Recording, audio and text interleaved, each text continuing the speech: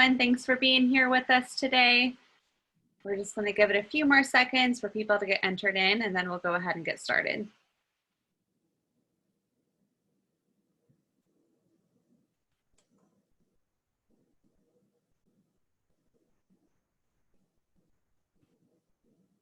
All right. Well, good morning, everyone. My name is Molly McGurr. I am the Event and Program Manager for Traverse Connect. And thank you all so much for being here with us. We are so excited to be able to offer this to you today, and we definitely want to make sure you have the opportunity to ask any questions or concerns that you might have. How you're able to do that is there is a Q&A button located at the bottom of your screen, as well as a chat box as well. So you can use either of these spaces to ask your questions. We don't say anyone's name when they ask a question, so it will be kept private. And in addition, I also just wanted to note that we will be recording today. So you will be able to access this at the Northern Michigan Alliance website and Facebook page within 24 hours, as well as the Traverse Connect YouTube page. So on that note, I would now like to turn it over to Stacy. Stacy, thank you so much for being here with us today. Good morning, everyone. My name is Stacy Beitwerk, and I am the chairperson of the Northern Michigan Chamber Alliance, and I'm also the president of the Manistee Area Chamber of Commerce. On behalf of the Northern Michigan Chamber Alliance, welcome to our unemployment webinar for businesses with the Department of Labor and Economic Opportunity. We are so pleased to host Sean Egan, Deputy Director for Labor, Ed Duggan, Senior Advisor, and Daryl Hunter, Tax and Employer Services Division Administrator. The Northern Michigan Chamber Alliance is a coalition of chambers and economic development organizations from Alpena, Benzie, Boyne, Cadillac, Charlevoix, Sheboygan, East Jordan, Elk Rapids, Gaylord, Harbor Springs, Leelanau, Manistee, Marquette, Petoskey, Sioux area, and Traverse City. We exist to advocate for rural Northern Michigan and move forward rural-centric business policy. Before we get started, I'd like to turn it over to Kirsty Seeloff, our Director of Government Relations for the Northern Michigan Chamber Alliance and Traverse Connect, to tell you about our speakers. Kirsty? Thank you, Stacy. Today, we are so honored to welcome from the Department of Labor and Economic Opportunity, Ed Duggan, Senior Advisor, Daryl Hunter, Tax and Employer Services Division Administrator, and Sean Egan, Deputy Director for Labor. I'd like to tell you a little bit about Sean before we go ahead and get started today. So Sean's focus at LEO is on labor issues, primarily overseeing MIOSHA, Workers' Disability Compensation Agency, the Bureau of Employment Relations, and the Wage and Hour Division. He also supports the department's efforts across the spectrum as his experience spans many of its goals. As a lifelong West Side Michigander and activist for working people and families, Sean brings a wealth of experience across all areas of the state's economy. Sean served in the Navy and afterwards started an apprenticeship and became a journeyman electrician through the International Brotherhood of Electrical Workers. Having been a shop steward and president of the local, in 2004, Sean moved into a representative position with IBEW Local 275 in West Michigan. In 2007, he was elected by the members as the head of the local union representing construction electricians, manufacturing, broadcasting, and electrical motor service industries. Somehow, he also earned a Bachelor of Business Administration with a concentration in finance from Davenport University and a JD from the Thomas Cooley Law School, going to classes at night and on the weekends while continuing to work and raise his 3 children with his wife, Christy. Most recently, he served as general counsel to IBEW Local 876, which represents working people in construction, government, utility, line clearance, and other industries. He also worked as an attorney with many other labor unions and worker-focused across Michigan. He previously served as the president of the Kent-Ionia AFL-CIO Labor Council, the West Michigan Building Trades Council, vice president of the IBEW State Conference, chairman and trustee of the Michigan Electrical Employees Pension Plan, trustee on the Michigan Electrical Employees Health Plan, and executive board of the Michigan AFL-CIO. Sean currently serves on the Board of Governors for the Joint Michigan Apprenticeship Program, which trains electrical utility and line apprentices for municipal and utility organizations across Michigan, is a delegate to the Kent and Ionia Labor Council, president of the Labor Heritage Society of West Michigan, and is a member in good standing with the State Bar Association of Michigan. Sean, that's a pretty impressive background. Thanks so much for joining us, and take it away. Well, I think that concludes the presentation, right? No, I appreciate that. So, hi, everybody. I'm going to have to shorten up that bio because it was getting quite long there. I appreciate the opportunity to be with you this morning. We have been doing a lot of outreach, and we are very excited to engage with groups from all over the state to talk about the things that are going on within the Department of Labor and Economic Opportunity. Certainly, unemployment's taken a strong focus, which is within our department, and we are going to talk about a few of those pieces, and then we do have some items on MyOSHA that we'll run through. So what I'm going to do is share my screen with you. Hopefully the technology supports this effort. And then I'll run through this presentation, and then Daryl Hunter and Ed Duggan and I will be hang on the line to answer any questions that will come up throughout the presentation, as well as not even related to the presentation, because we know there's a lot of them. So we know that all of you are working very hard every day to try to navigate through this crisis. We are doing the same, and we appreciate these outreach events so that we can make sure we're hearing what's happening for you, and we can share the things that we're thinking might help. We know that there's a lot of work still to be done, even though we've already endured a couple of months of sheer anxiety and panic over the direction we may be going. The state of Michigan and the governor have been working day and night to make sure that we're serving the people of Michigan, supporting our businesses, and developing a plan to come back out of this crisis. And I'm going to share a lot of that with you. But first, where we've been. So the Unemployment Insurance Agency certainly is in the press a lot. We know that we're somewhere around 25, 26% of the Michigan workforce that's been laid off and filing for unemployment benefits. That's more than 1.3 million. I heard yesterday Director Steve Gray of the agency was testifying for the Michigan panel. He said we had 1.7 unique claims filed during that period. We're paying about 1.4. So as challenging as this all has been, I think that we should be proud that our Michigan Uninsurance Agency responded quickly. It's paying more than just about every other state. Is working through those claims and issues as quickly and practically as possible. Michiganders are getting the benefits that they need. We have a couple of 100,000 that are still working their way through the system.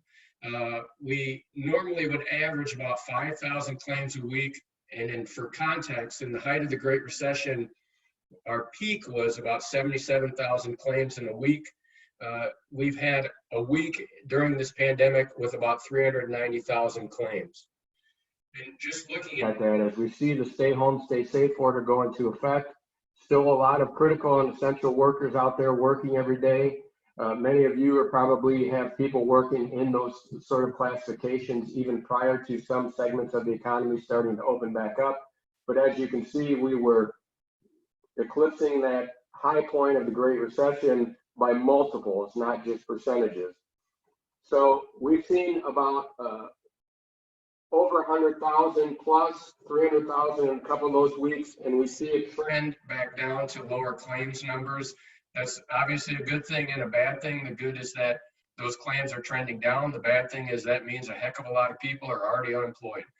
Add a couple of other pieces to the program, including expanding eligibility. I am certain that if there aren't people on this call, there are members of this group that are self-employed or 1099 folks that are either claiming or trying to claim unemployment benefits. Michigan was one of the first to kick that into gear. I can assure you that in no way, shape, or form was the system designed to have people that aren't normally employed as employees filing for unemployment claims, and our team did a great job of ramping up the system to be able to engage those types of folks.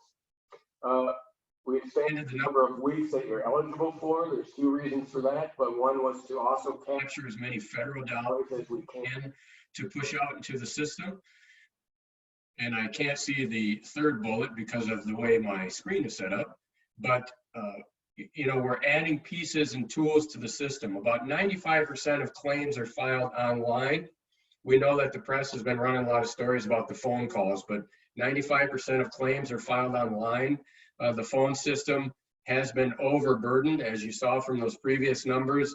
Our folks in UIA are working diligently to make sure that they're getting through all of the claims, all of the issues, and everything as quickly as possible.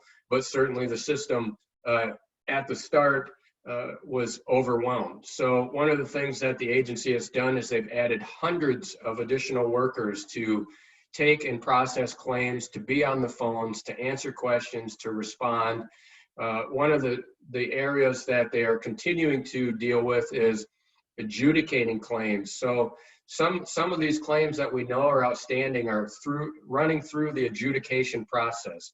And that's not as simple as taking somebody off the street, not that it's simple anyway, but taking somebody off the street and doing some short amount of training. These are folks that need expertise in the unemployment system to be able to resolve the issue with those claims. So those are some of the pieces that we're still picking up and working through, and they're doing a great job as quickly as they can to do that. So since March 15th-ish, we've paid over $4.5 billion in payments to workers. That is an impressive number, and again, we are toward the top in the nation and making sure that we're getting, processing, and paying these claims as quickly as possible. And that is supporting our communities directly, as we all know. These payments don't come into workers and then go in a bank account or self-employees at this point in time. They come into the household and they go right back out to support our economy. So it's a great metric that we're getting this money out quickly and efficiently, and we're paying it on time. So we're pretty proud of the work that we've done there. We do have some tech issues that we've been continuing to work through the system. A lot of those that if you're hearing from your own employees or others that you know that are trying to file unemployment claims, they may get one of these non-monetary determinations. They may get a past employment issue. They might have a wrong identity. We know that some people have, we've been helping some people that had 2 social security numbers or something. Potential fraud, tech issues like they're locked out or they can't get the authentication code. So the DTMB team, our tech folks, as well as UIA, have set up additional prompts, additional contact points, and additional tools to help some of those folks navigate through the system a little bit quicker, make sure that their issues are getting resolved as quickly as possible. But it takes time. There's just a lot of people filing, but we're doing a great job. We know that that's no consolation to some of those families that have been waiting for a while trying to navigate through the system. Navigating through the system isn't as simple as I mentioned as just filing a claim. Sometimes you're in that adjudication process, and those things are being worked through, and it's happening, and we're pretty proud of the work that they're doing over there. So how do we keep people and how do we bring people back? As we all know, the CARES Act kicked into gear some of that self-employed $600 PUA benefit. It also kicked in an additional $600 for employee benefits, as well as the Michigan piece that they do qualify for. So those tools, and it also expanded some funding opportunities for the WorkShare program. And we believe that this WorkShare tool has been underutilized throughout this crisis so far and will be a major contributor to being able to bring people back to work as we move forward. And if you are not familiar with WorkShare, quite simply, it's a program that allows an employer to reduce hours instead of reducing staff. Now, Daryl will be able to help me out when we get to the end of the presentation about some more specifics about how you reduce hours and if you do still need to reduce staff. But this is a tool that will allow you to bring back employees either on some limited schedule or keep employees on some limited schedule. They still will qualify for Michigan unemployment benefits, and they will continue to be eligible for that additional $600 benefit. This is a huge flexibility tool, and we think an attractive piece for workers to make sure that we can re-engage them when it's time to come back to work. The governor, under her executive order, changed some of the requirements. For those of you that might be familiar, there was some rules on whether you had a negative balance or a positive balance within the UIA system. For now, any employer can participate in the WorkShare program. Regular part-time employees are now eligible to participate, which is new. It expanded the eligibility. So prior to this executive order, an employer could reduce hours by 15 to 45% within a work share unit. And I'll get to the unit point in a minute, but within a work share unit. The executive order expands your eligibility to participate in work share for reductions between 10 and 60% of available work hours. So 10% obviously is not a very big reduction. On a regular schedule, it's about 4 hours a week. Participating in a work share program in that way would allow those employees to qualify for some portion of Michigan unemployment to make up for that 10%, as well as the additional $600 benefit. And that's the same across that spectrum from 10 to 60%. And that one great thing about that is it protects our trust fund balance as well, because those are federally funded. And we want to maximize the use of those dollars to protect the trust fund dollars that Michigan employers have put in over the years through the unemployment insurance tax. You can design the work share program to meet whatever needs you're trying to meet. Now, there are some limitations that Daryl will be able to fill you in on, but you don't have to do it company-wide. You can do it by units, you can do it by departments, you can do it by shifts, you can do it by locations.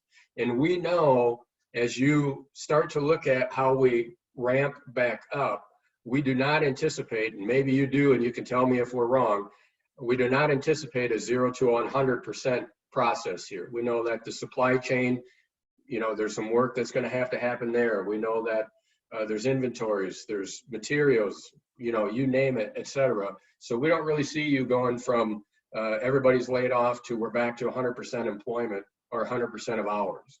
So you're going to be able to use these programs to tailor to what you anticipate for your business as you start to roll back out and engage with the people coming back to work. Now, these plans can last up for 52 weeks, and you can change them. They're not permanent. So you set up a plan, things start to get better, or they start to get worse. You need to scale up hours, you need to scale back hours. You can go back and modify the plan. When you do a work share plan, it does, you're filing on behalf of those employees too. So it also helps us keep them out of the filing themselves and jamming up the system. So you'll be able to use that tool to tailor and then ramp up and down as you need to. Now, I am not an expert in the Paycheck Protection Program, and I won't claim to be, but as a note, work share and the Paycheck Protection Program, there are some pieces that we'd want to definitely analyze to make sure that if you did get the PPP, you're going to make sure that you qualify for that eligibility for the loan forgiveness. And work share you need to think about work share within that context. So retaining employees, all of our examples are going to be an employer with 100 employees, with employees that all make $1,000 a week, simply for calculation purposes. Now, we know for your needs, you're going to have to put that into your own framework and planning, but just for our math. So you want to keep your workforce rather than laying them off. You're going to reduce your hours by 60%. Everybody makes that $1,000 a week. This is kind of what happened. So employees get 40% of their salary because they're working that 40% of hours. They get 60% of their normal UIA benefit that they would qualify for. The UIA benefit would change depending on how much you earn, because your benefit amount is based on how much you earn over a certain period. So the max is $362. Everybody at the $1,000 a week more than likely is going to qualify for that maximum benefit. But if you had folks at part-time or a lower wage rate, it's possible that that UI benefit portion here would be lower. So we're at 60%, so we're at $217, and then they'll also get the $600 additional PUA benefit through July. The reason that's through July is that's what the CARES Act put that benefit in place for, is through the end of July. So your employee salary using this work share program and retaining them is going to be about $1,200 a week. So as you can see, the employees are going to benefit. The employer is going to benefit because you're going to be able to reduce some of those payroll costs, and it's going to keep people engaged in the workplace.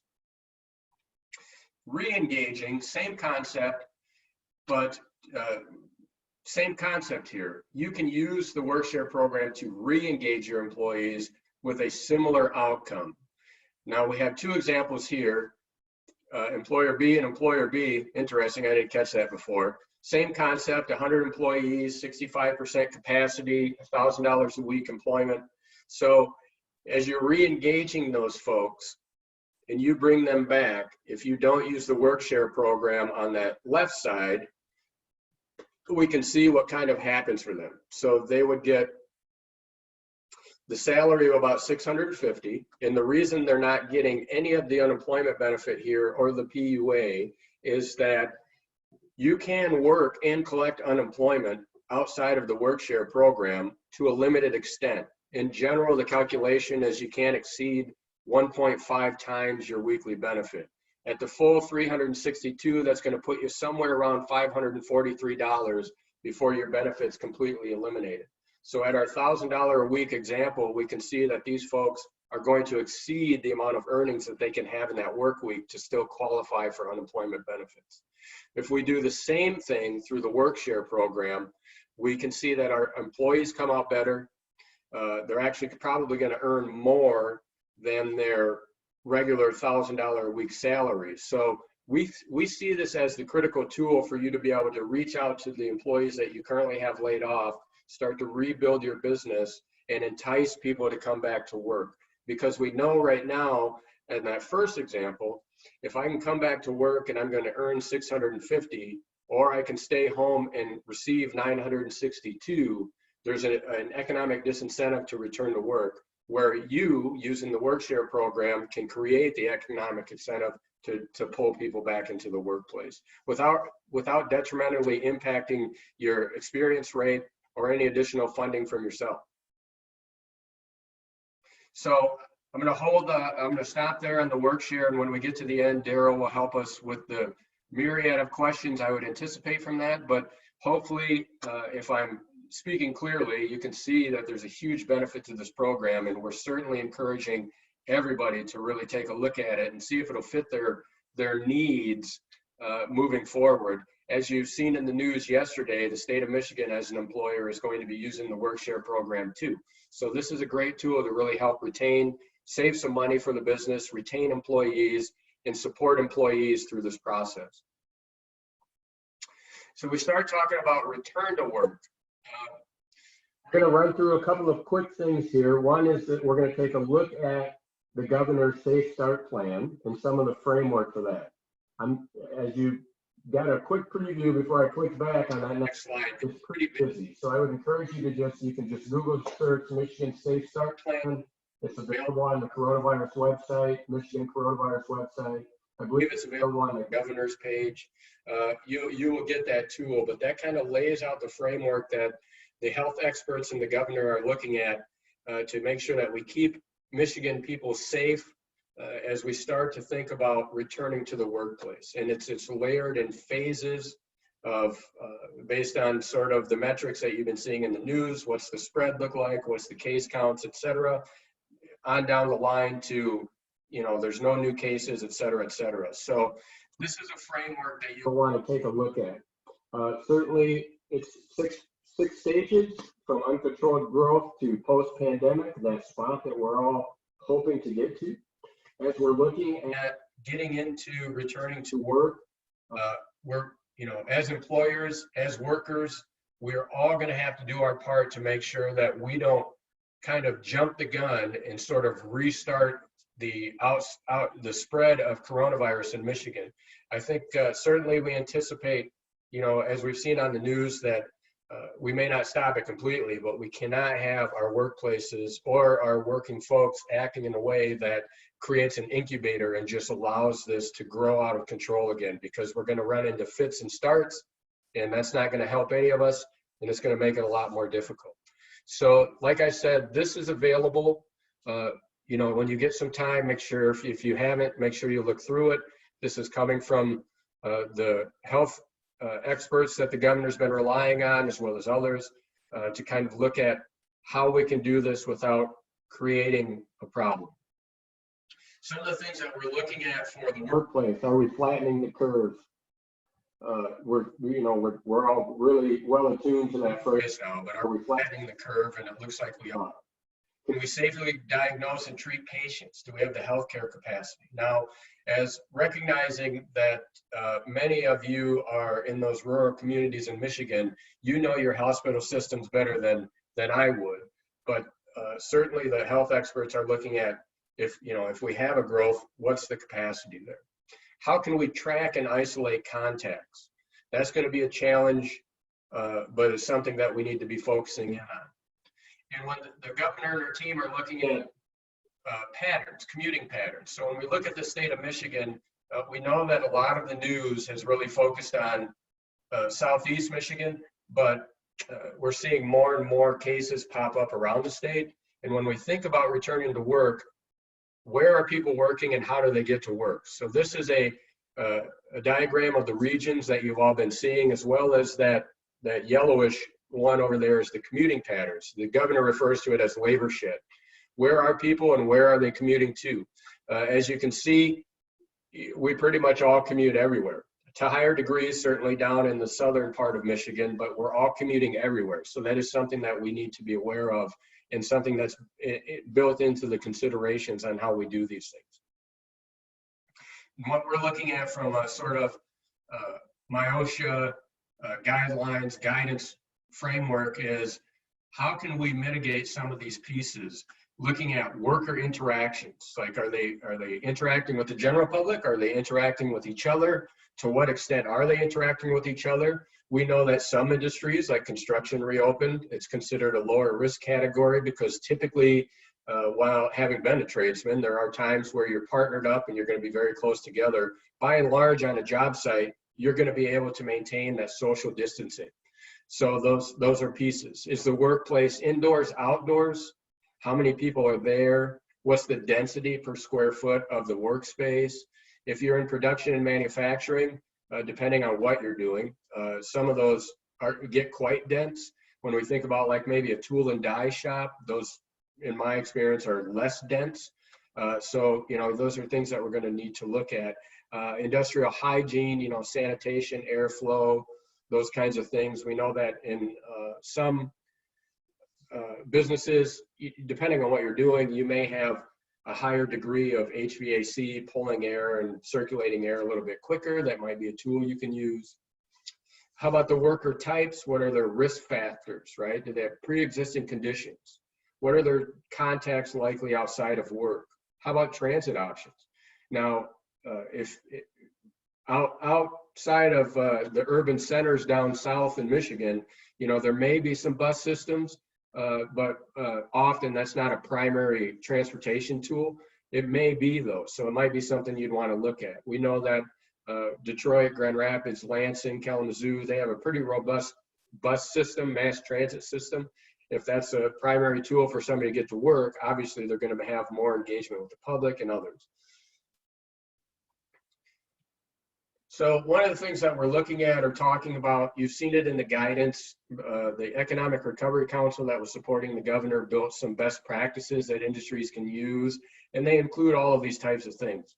Access controls, you've seen that in the executive orders already, but access controls, making sure that who's coming in, when they're coming in, why they're coming in, those types of things.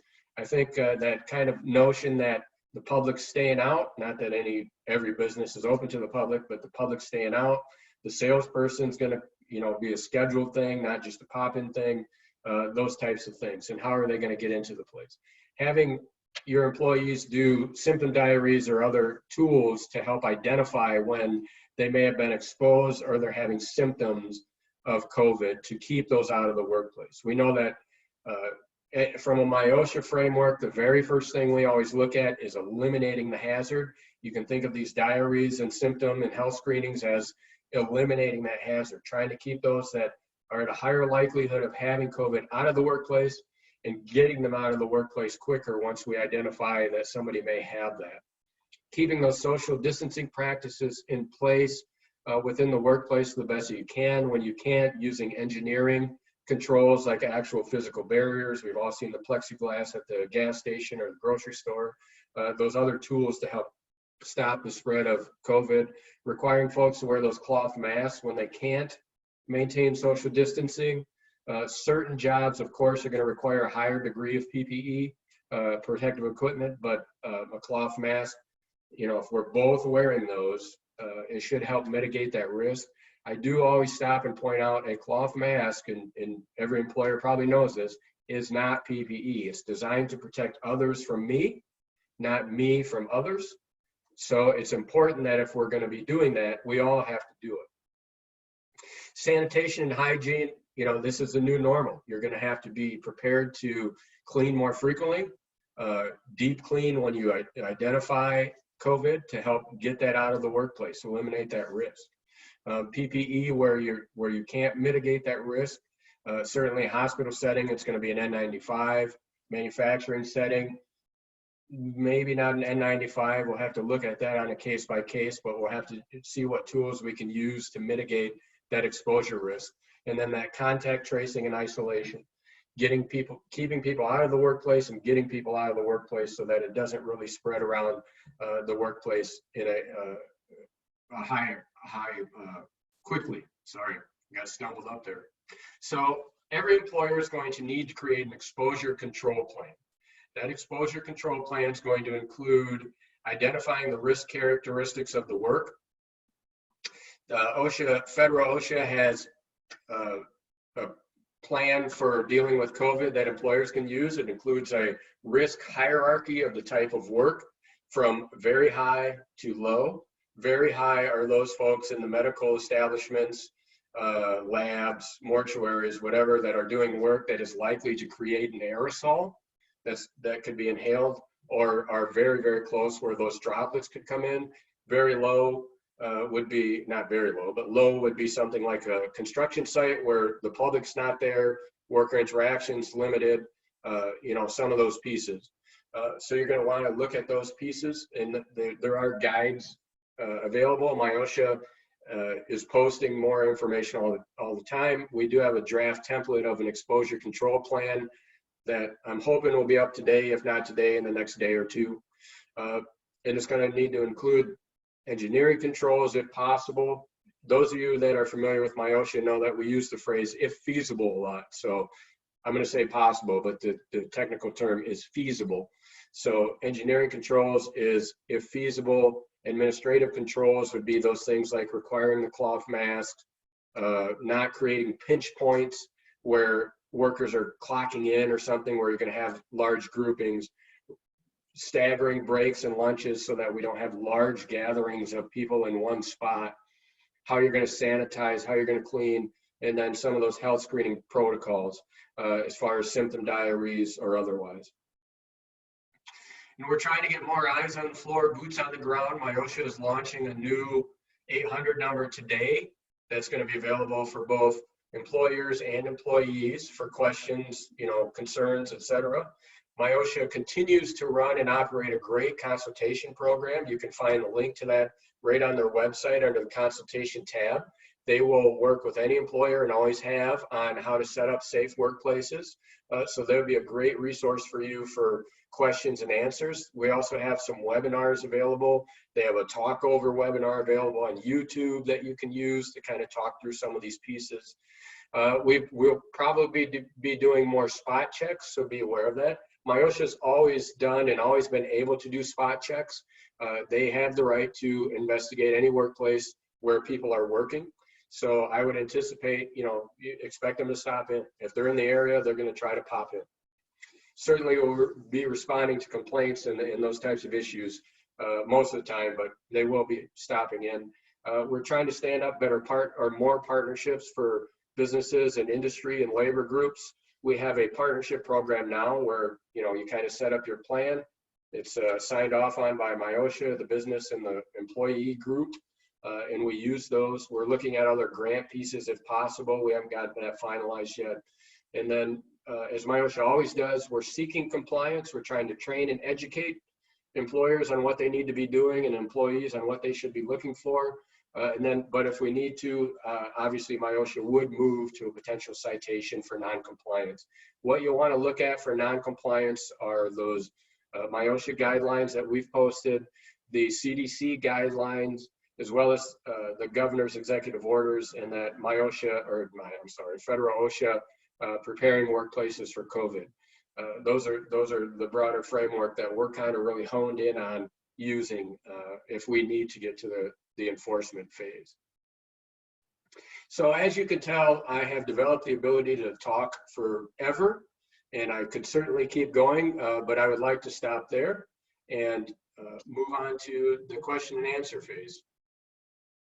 Perfect. Yes, we did actually get quite a few questions coming in, so I'm just going to go ahead and dive right into them. So the first one is, we are an essential employer and have stayed open throughout the stay-at-home, stay safe executive order. We have had a number of employees who have chosen to not work. Lately, they have decided because they needed the money to file for unemployment, even though there is a position waiting for them. They are on a leave of absence. The 2020-10 executive order expired on April 14th. What is the criteria you are using to decide whether these folks should be unemployment assistance? So I'll jump in there. Certainly Ed or Daryl, just, from a distance, smack me if you want me to stop so you could say something. So 2020-10, I think, was the first. Those executive orders that expanded eligibility for unemployment were renewed. I don't remember the exact number off the top of my head, but there's one that kind of carries that similar eligibility criteria forward beyond the end date that original order had in it. So we are getting these questions a lot. What I would encourage employers to do is make sure they work with that employee. Sometimes the employee says, I can't come in. An employer might just hear like they don't want to come in, but the reality is they might meet that eligibility for a child care obligation. They might be immunocompromised. They might be caring for somebody that's sick. There's other pieces at play there. So certainly most of these issues always start from, including MIOSHA, the employee and employer engaging in a discussion to really help identify what the issue may be. So we can't give a blanket statement that says if you have a job, they have to come back, because if they meet those criteria, they can absolutely continue to collect unemployment benefits. That's absolutely right, Sean. And so what happens is that after the stay-at-home requirement is lifted by the governor, then the employer will have the eligibility to be able to not certify that employee and say, because of the employee needs to return to work, there is criteria for that, and the employer can protest that. But in the meantime, the employee has that ability to do that due to the stay-at-home order, which is still active. Perfect. That's great to know.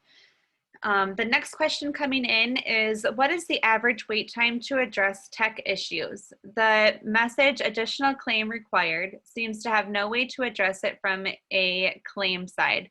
This applies to individuals who were in the system successfully, but stopped seeing payments at the end of March, 1st of April, and have had no resources with chat, email, or phone.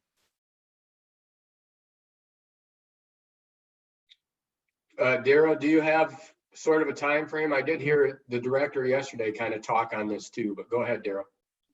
Yeah, we have hired several hundred more employees to put on our chats, on our and on our other calls. We have a web notice. We have the email for, as if it happens to be something for the WorkShare program. And if you contact some of the 800 numbers that we have, we're getting more and more people involved in that. One of the main criteria that we have are the people getting locked out. And if that's one of the issues, we have a separate phone number for people can go ahead and do that. And it's a very quick way of doing that so that they can get back in. But it should be when you get through, when you have those issues like that, if it's an adjudication issue, one thing that I must say, and that's not on my side, that's on the benefit side, but if it's an adjudication issue where there is something that when you get those monetary determination questions and whatnot, what they're doing now is they're shifting many of the employees that were doing the claim files from the beginning, which was quite a bit. Now that we know we have most of the claims that are already filed, we're moving those employees over to the adjudication area to help work through those areas as well, so that we can get those things settled pretty quickly.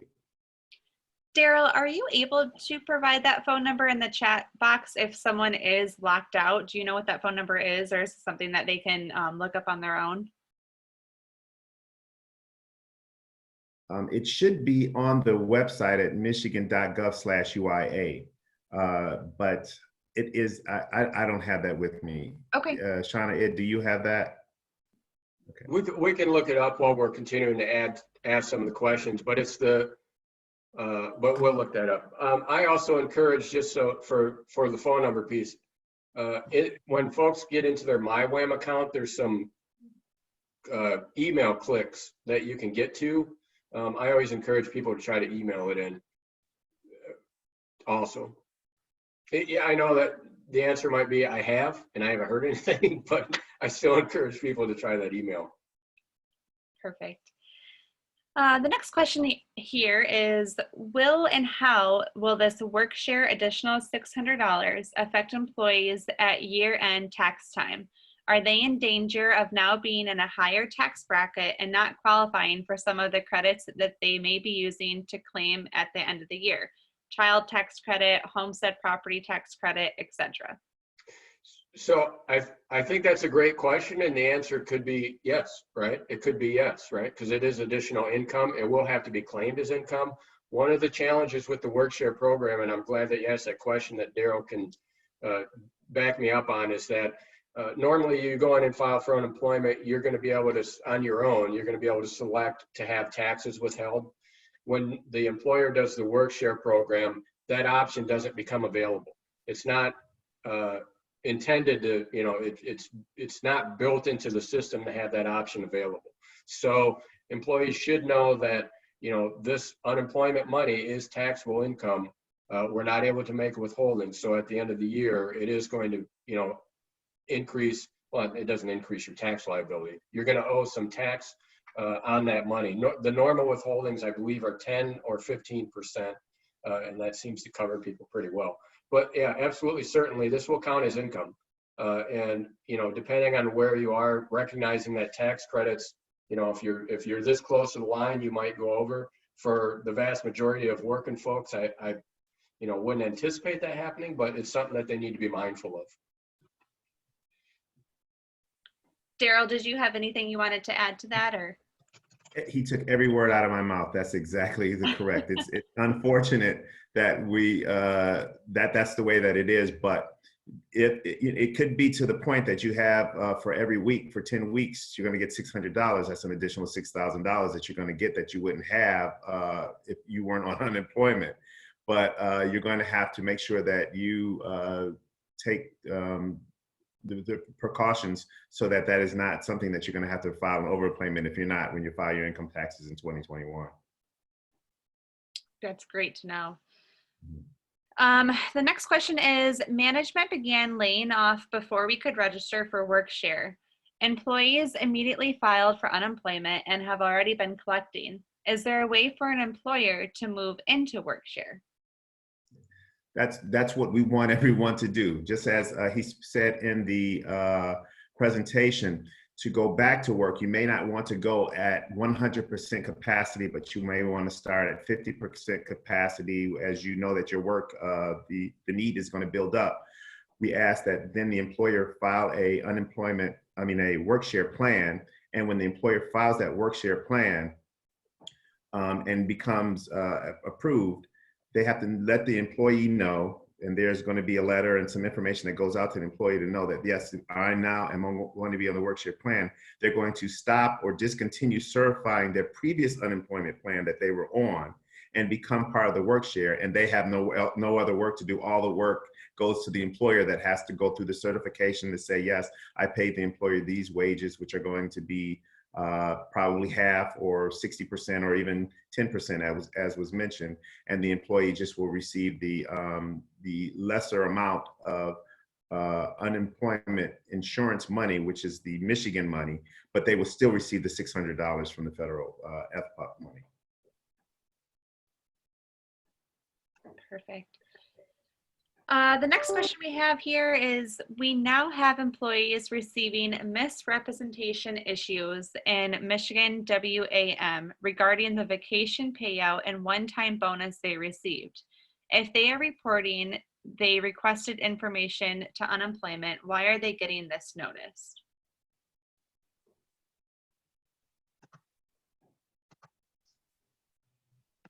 That one's beyond me, Daryl. Yeah. Say the question again. Let me see if I can understand it.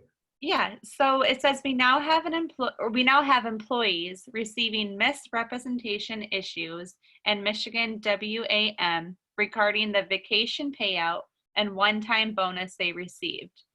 If they are reporting the requested information to UIA, why are they getting this notice? I don't know exactly what the notice is, but in general, what is happening is the fact that, and when I have noticed this, the misnomer in collecting unemployment insurance is when people think that as soon as they stop working, they should file for unemployment. And that's not necessarily true. The unemployment begins on the week after they receive their last paycheck. And if in the last paycheck, I noticed a lot of employers were saying, my employees I'm going to lay them off, but I'm going to pay them through the end of the month, or I'm going to pay them through another week or 2 weeks or whatever. When they make those payments are to the employees, those are considered wages and they have to be reported. Now, if it happens to be a scale back or a scale down from what their previous paycheck was, they still have to report that. And then what will happen is that, as he's mentioned in the report, and the exact figure is $17 an hour. If anyone makes more than $17 an hour, which is about $34,000 a year, that employee is going to receive the maximum $362 a week. If anything is reported less than that during those weeks for that, the employee will receive a reduced amount of that, not work share, but they will receive a reduced amount for that week for that. And then that has to be calculated within whatever their benefit payment is going to be. Does that answer the question? I believe so, yes. And I did just want to put out there too, to this person asking, if you do have follow-up questions, please feel free to reach out to me and I'll be sure to get the questions over to Shane, Ed, and Daryl. The next question we have is, how do businesses know if their employees are receiving the additional $600 unemployment amount when it does not show up on the weekly statement of benefit charges, UIA from 1136, or I'm sorry, UIA form 1136? Right now, if somebody's qualifying for benefits, they're getting the 600. So if they get that form and it says you got, $150 for Michigan unemployment or whatever, they're getting that 600. Okay, perfect. If your employees are getting unemployment because your business was ordered to shut down due to COVID-19, why are we getting notices on employees' unemployment being counted towards our UIA account instead of going to the non-chargeable benefits account? I got that one. You got it, Sean? No, go ahead, please. So there are a couple of one-offs, and that has happened to some of them. But if you wait a week or two, you will notice that it will come off. Those have been happening off and on. It's just a system problem, but we have been updating and we have been receiving calls about that. But they will notice a week or two later that that will come off of that and it will not be charged against them. Good to know. How many weeks of unemployment are currently available? Does the WorkShare program use these weeks for eligibility? So for the work, this is a benefit of the WorkShare program as opposed to if someone just wanted to use the regular underemployment or regular unemployment. Because of WorkShare, if a person is on the WorkShare program, that person will receive benefits or can receive benefits under the WorkShare program for 52 weeks. That's a benefit. If it was just ordinarily underemployment or unemployment, it would cap off at 26 weeks. The next question is, if an employee returns to work under the WorkShare program, will the extra $600 per week adversely affect an employee's Social Security disability benefits? That is a good question. I don't know the answer to that one off the top of my head. I'm just thinking through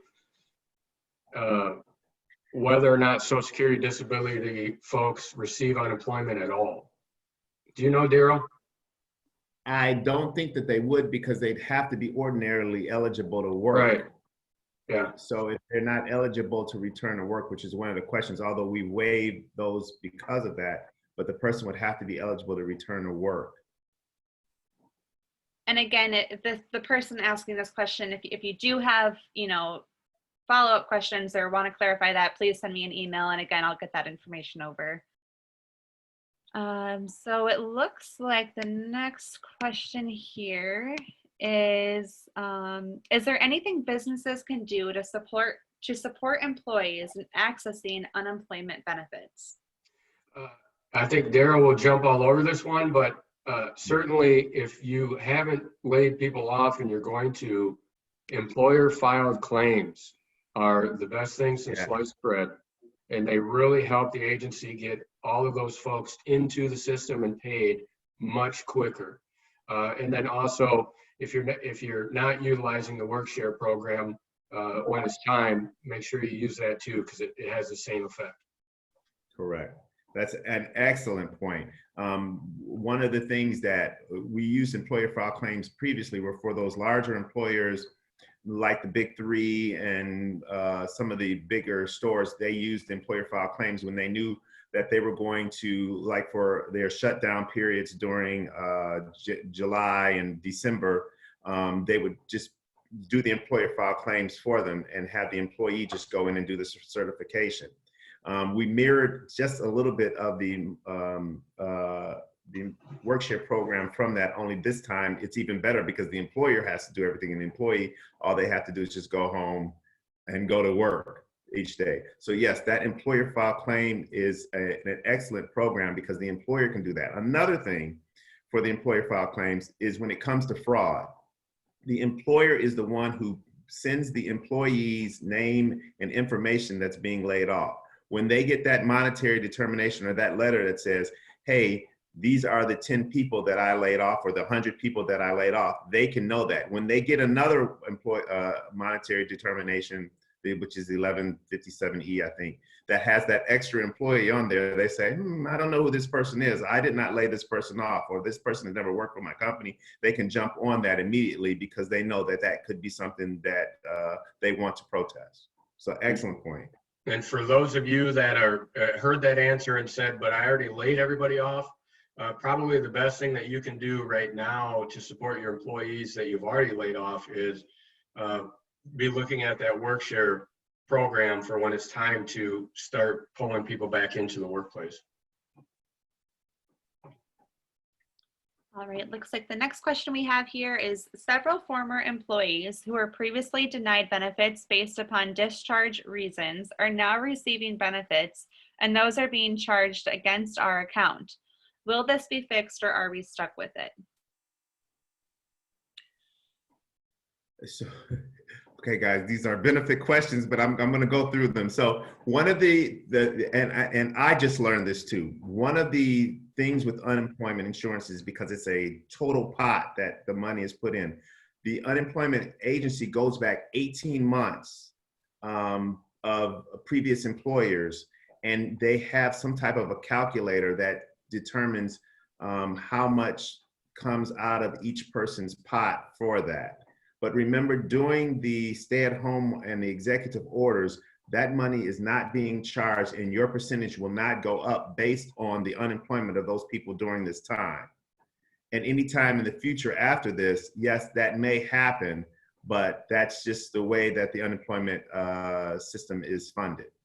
And that, I think you mentioned, Daryl, that those are being corrected.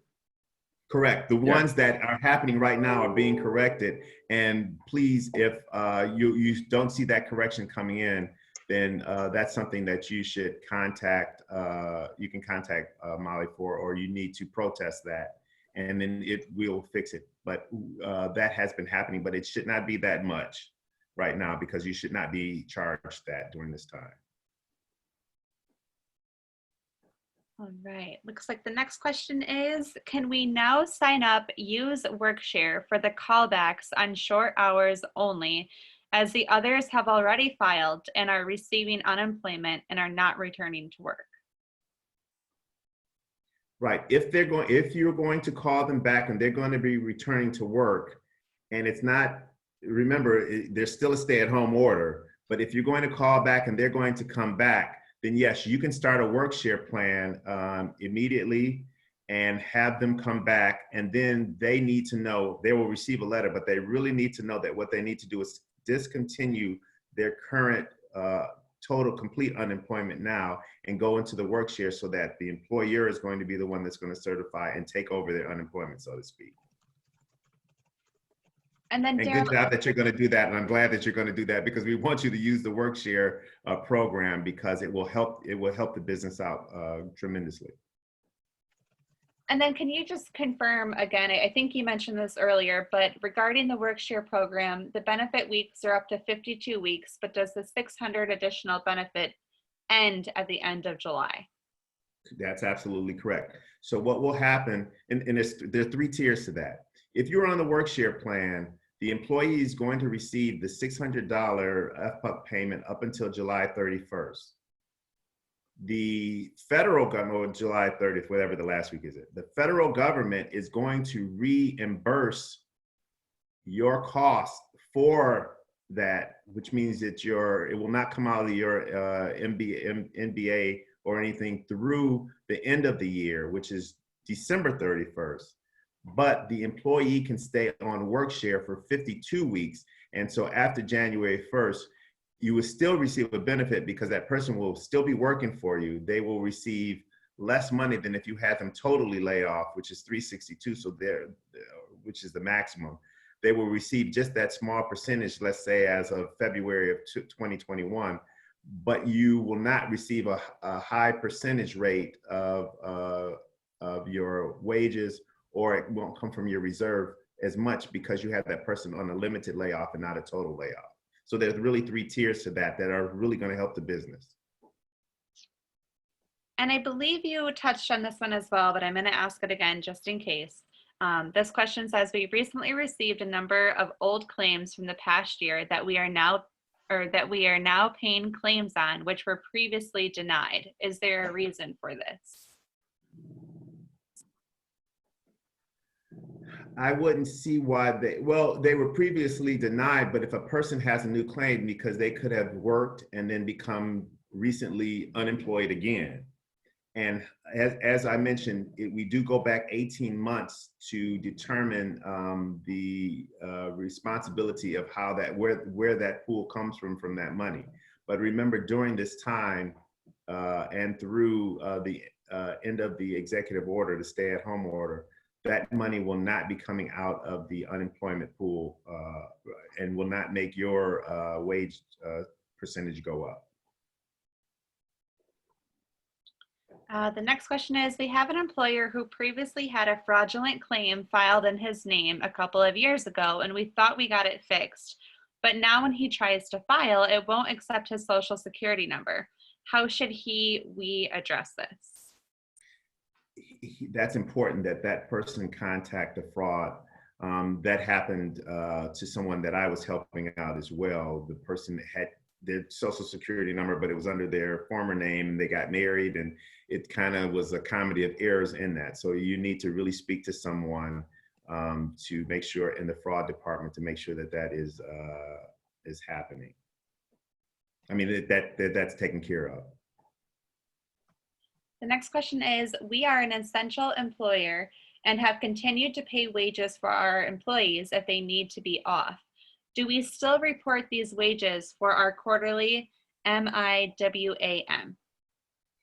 Excellent question. And now, as I could put my tax hat on, I'm the person that you are sending those quarterly reports to. And yes, it is very important that you still report those employees, because we need to know in the future whether that person is going to be eligible for unemployment, especially when we come off of the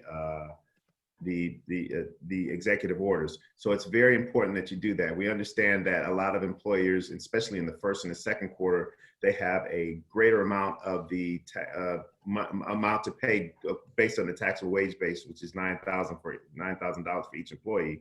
We know that you may not be able to write that check immediately, or you want to do it in portions. That's fine. But the most important thing is that the employee file that quarterly report and do it timely, so that when we check against that, we know that that employer and that Social Security number was actually worked for that employer. And just as an update on the Social Security number piece, there are 2 buttons at the bottom of the Michigan Unemployment homepage, one to report fraud now and one to report identity theft, that folks could use to get that in. Yes. It looks like we just have 2 more questions left, so I know we're right at noon. Are we able to get those last 2 answered, or do you guys need to hop off? No, we can Hey, do it's it. raining outside and I'm at home. I'm good. Okay, just want to make sure. So the first question is, we reduced salary workers' wages. Can they collect unemployment?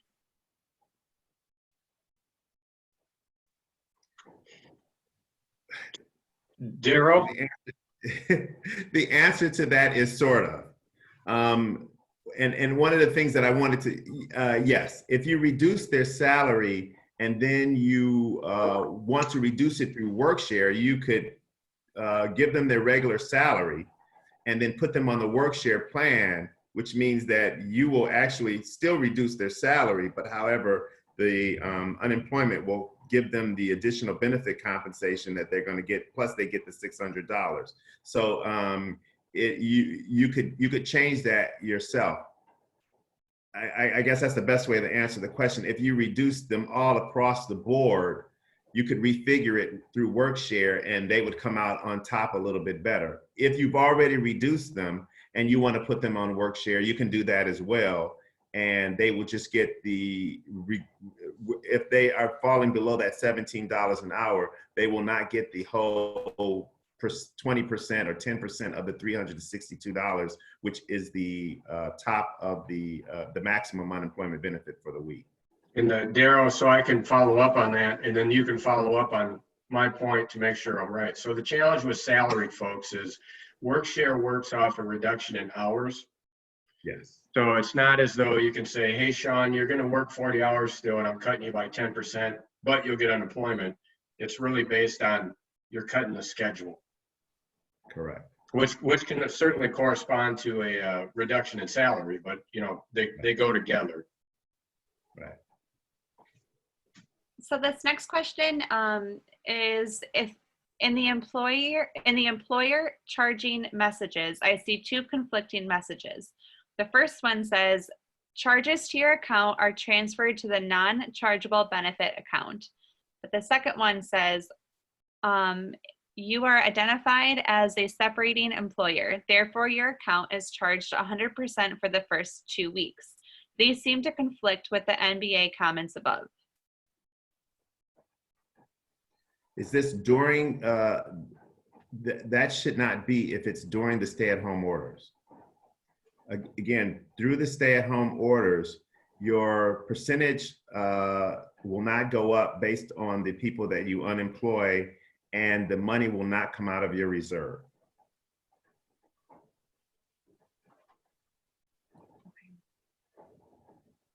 It looks like more questions came in, but I do want to be respectful of your guys' time. So I will say, if I know people have a lot of questions on this topic, it's a very hot button issue. I do really encourage everyone to send over their additional questions to anyone on the Traverse Connect team. My name's Molly McGurr, and my email can be found on the Traverse Connect website. It's simply molly.mcgurr@traverseconnect.com. We will make sure any questions that you may have, we can send those over to Sean, Ed, and Daryl to get those answered for you and help provide any help that we can. So I definitely do encourage that. And again, I just want to say thank you to everyone here today, especially to our presenters. It was so helpful and informative. And I know a ton of people really benefited from this. So thank you so much. Yeah, we appreciate it. Yes, thank you. And like I said, again, if any additional questions, please send our way. We'll make sure to get those answered. So on that note, I hope everyone has a fantastic day. I hope you have a great weekend. Stay safe, stay healthy, and we hope to see you at our next webinar. Thanks, everyone. Thank you. Bye.